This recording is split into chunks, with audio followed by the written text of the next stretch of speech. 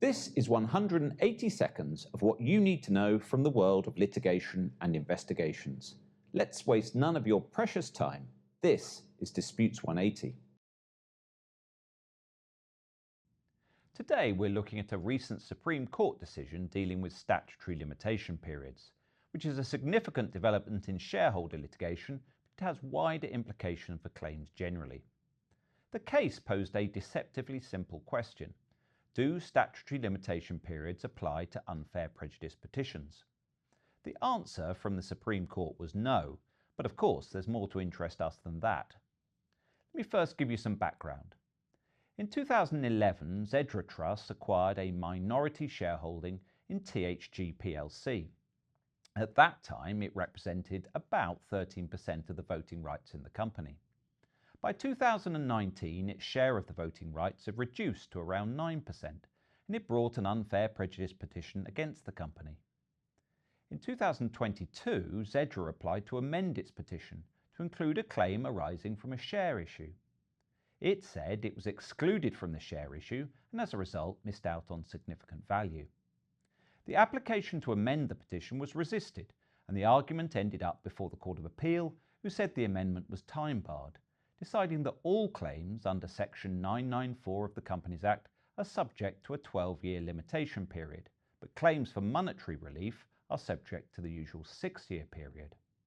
Zedra appealed again, saying that neither Section 8 or Section 9 of the Limitation Act applied, and the Supreme Court has agreed.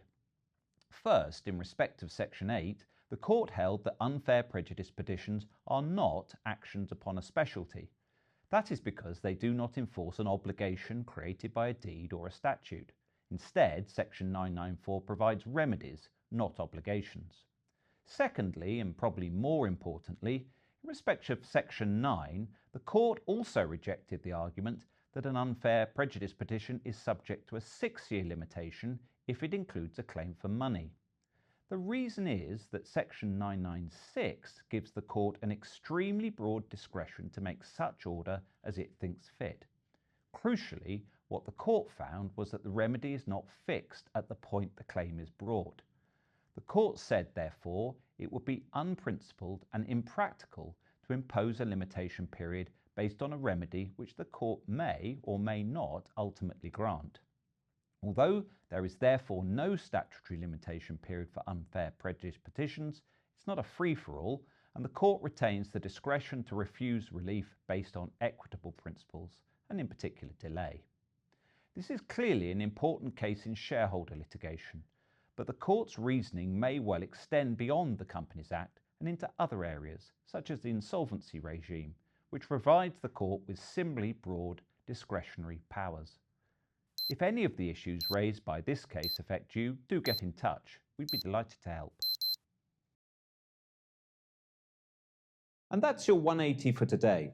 It was brought to you by the wonderful team here at Paul Hastings in London. If you want to join a live version, we host regular events at the Paul Hastings office, including our 2 flagship series, Developments in Disputes and The Future of International Arbitration. To make sure you don't miss out on any of this great content, follow our Paul Hastings LinkedIn page. And if you've enjoyed this edition of Disputes 180, why not look out for the next one? That way, you'll have done a full 360.